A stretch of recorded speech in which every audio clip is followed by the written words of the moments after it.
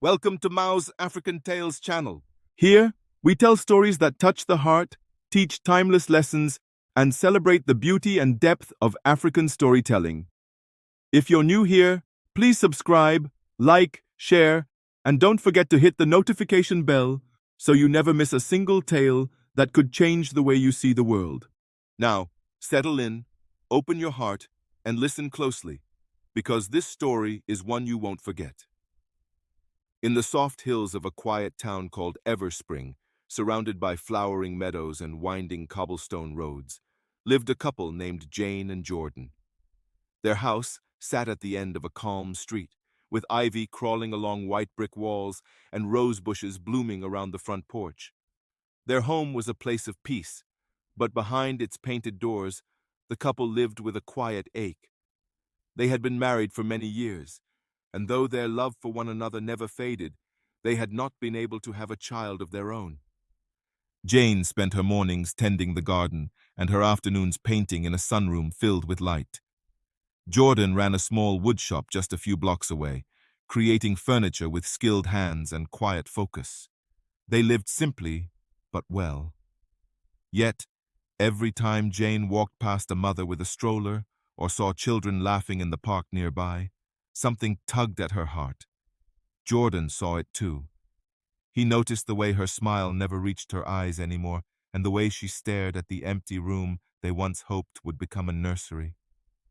For years they tried everything they could, visiting doctors, changing diets, following every piece of advice they were given. But time moved forward, and each year without a child felt heavier than the last. Their families often asked, sometimes kindly, other times with pressure. The questions stung, but they learned to keep their pain quietly tucked away. Eventually, after many nights of silence and deep thought, Jane and Jordan made a choice. If they could not have a child through birth, they would offer love to one already in the world. After months of paperwork and interviews, their journey led them to a girl named Rose. Rose was 8 years old. She had lived in foster care since she was a baby and had been born with a condition that required her to use a wheelchair. Despite her challenges, she was bright and curious, with a warm smile that made people pause. Jane felt drawn to her immediately. Jordan saw her, not as someone broken, but as someone quietly waiting to bloom.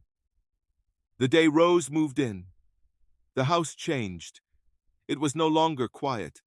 It was alive, with laughter, with stories, with the sound of wheels rolling down polished floors. For the first time, Jane and Jordan felt like a real family. Rose brought new color to every room she entered. The corners of the home that had once collected silence now echoed with her laughter. Jane decorated her bedroom in soft pastels, with bookshelves filled with storybooks and drawers filled with art supplies. Jordan built a low garden bed outside, just the right height for Rose to reach from her chair. Each day the couple found more reasons to smile. They cooked meals together, planted flowers, and turned their home into a place that felt like safety, like love.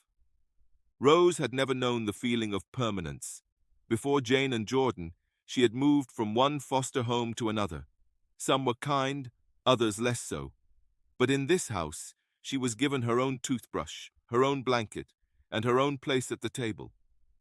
These small things, so ordinary to others, meant the world to her. Her joy was simple and pure. A new storybook at bedtime made her beam. The smell of Jane's homemade cookies made her giggle. She called them her parents from the very beginning. They never corrected her. They enrolled her in a good school nearby, one with a warm environment and teachers who understood her needs. Rose's progress surprised everyone. She drew pictures filled with sunshine and wrote essays about dreams and hope. Her personal assistant at school cared deeply for her, and the other children soon welcomed her into their world. Jane and Jordan felt whole. Their hearts, once hollowed by disappointment, now beat in rhythm with Rose's laughter. They took weekend walks by the lake, read books aloud before bedtime, and celebrated each holiday with warmth and joy. When Rose turned 9, The entire backyard was decorated with lights, balloons, and her favorite colors. Her smile that day was unforgettable. In every way that mattered, she was their daughter. Then, unexpectedly, Jane became pregnant. After years of believing she would never carry a child, she stood in the doctor's office with trembling hands and a full heart. When she gave birth months later to a healthy baby girl named Lila, it felt like the sky had opened. But with this miracle came a shift. Rose, who had once been the center of their world, began to fade into the background. At first, the change was small. Bedtime stories for Rose grew shorter. Family outings were postponed. Jane, once so present and gentle, was always tired, her arms wrapped tightly around baby Lila. Jordan, who once carved Rose's name into wooden puzzles and read her fairy tales by the fireplace, now spent most of his time caring for the baby or trying to get sleep in between. Rose understood, or at least she tried to. She was older now and Lila was just a baby. Babies needed more care. That's what everyone said. So, Rose smiled. She stayed quiet. She tried to help by keeping her room tidy and staying out of the way. She watched as her parents cradled Lila and whispered to her, the way they once whispered to her. When she reached out her arms to hold her sister, Jane gently pushed her chair back, nervous, always worried she might drop the baby. They never said she wasn't allowed, but their actions spoke clearly. Rose learned to admire her sister from a distance. Soon, her spot at the dinner table wasn't always set. Her drawings on the fridge were replaced by baby photos. The garden bed Jordan built remained untouched, the soil dry and cracked. Her schoolwork began to suffer. The spark in her eyes dimmed. Her teacher called home with concerns, but Jane and Jordan said it was just part of the adjustment. They believed things would get better in time. Then, just after Lila's first birthday, a celebration Rose was barely part of, the baby became ill. The sickness came suddenly, and in the panic that followed, all eyes turned to Lila. The doctors tried everything, but in the quiet hours of morning, Lila's breathing stopped. The house, once filled with baby cries, was filled with a different kind of silence.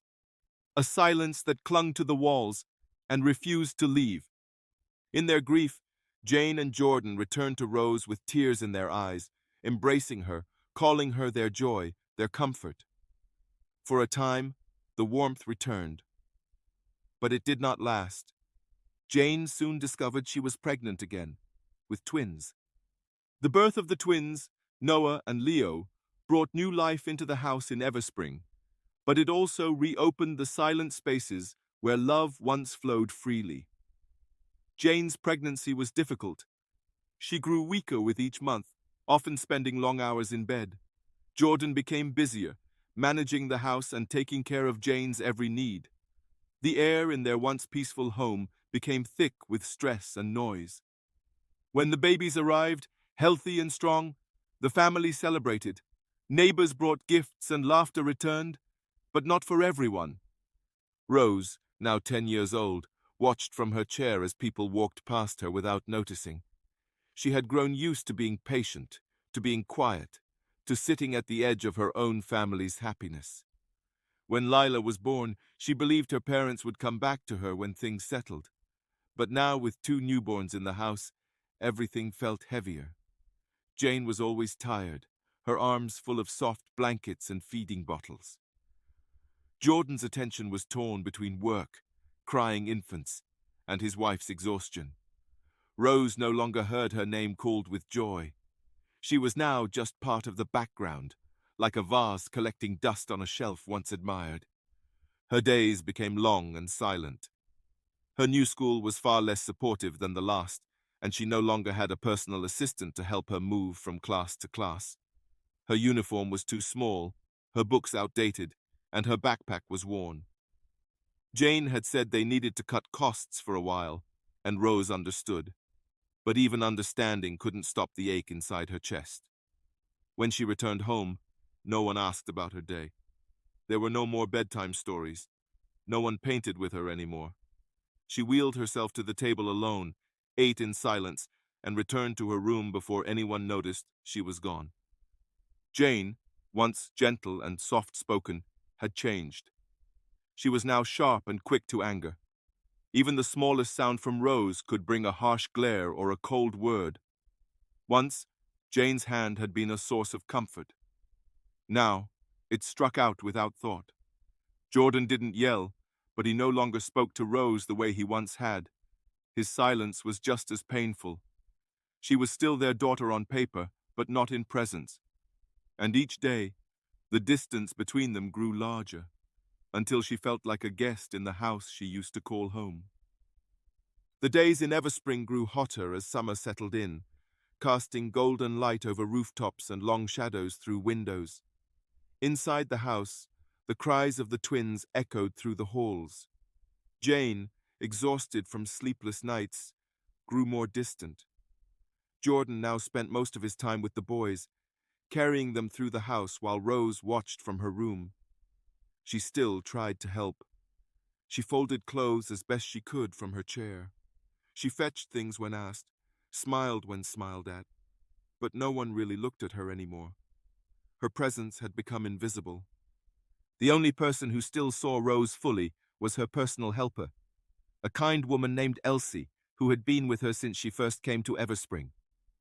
Elsie made sure she was clean, fed, and loved, even when others forgot. She brushed her hair, listened to her stories, and filled the space left behind by parents too busy with new lives. But one morning, Elsie sat beside Rose with heavy eyes and explained that she had to leave for a week. Her mother was ill in a distant village, and she needed to be there. She promised she'd return quickly and made sure everything was prepared before she left. Jane and Jordan were informed, but they had already made plans. They were taking the twins on their first vacation, just the four of them. They left the very next day, promising it would be a short trip. But they didn't think about Rose. They left no one to care for her. No backup, no neighbor, no one. Just a child, unable to walk, left alone in a house filled with silence. At first, Rose told herself she could manage. Elsie had left her bottled water, some crackers, and fruit. She rationed them carefully, sipping water only when she felt dizzy. She tried to reach the kitchen once but couldn't get far. The hunger crept in slowly. Her lips grew dry. Her fingers shook. Her strength faded. By the third day, the food was gone. She couldn't move her wheelchair anymore. Her skin ached. Her voice was too weak to call out, and her mind drifted into dark dreams. She sat there, day after day, forgotten in every way a child could be forgotten. She soiled herself, and her skin began to break. When Elsie returned on the seventh day, what she found made her scream. Rose was barely alive. Elsie wasted no time. She wrapped Rose in a clean blanket, cradled her gently in her arms, and rushed her to the hospital. The nurses and doctors moved quickly. Her body was frail, her skin bruised and raw, and she was deeply dehydrated. She had gone days without food, without water, without touch. The medical team worked in silence, their eyes filled with disbelief.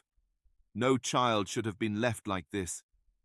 Elsie sat by Rose's side the entire time, holding her hand, wiping her tears, whispering words of comfort even as Rose drifted in and out of consciousness. Unable to pay the hospital bills, Elsie contacted the adoption agency. When the agents arrived and saw Rose in that condition, their hearts shattered. They remembered the bright, cheerful girl they had placed in Jane and Jordan's care. This child before them was pale, trembling, and scarred. They paid for every treatment, contacted legal support, and began immediate proceedings to remove Rose from the home. Jane and Jordan were still on vacation when they were notified. They responded with short, cold messages and didn't return until days later. By then, it was too late. A court order had already been issued. Rose was taken into protective care. Charges of neglect were filed. The court ruled in favor of her removal. Jane and Jordan were ordered to pay a large fine and were no longer allowed to adopt again. Still, They didn't seem to understand the weight of what had happened. They went on with their lives. They planned a grand birthday party for the twins. It was the biggest celebration the town had seen. Music, balloons, food, even local TV crews to film it. People clapped, took pictures, and smiled. But the very next morning, tragedy struck again.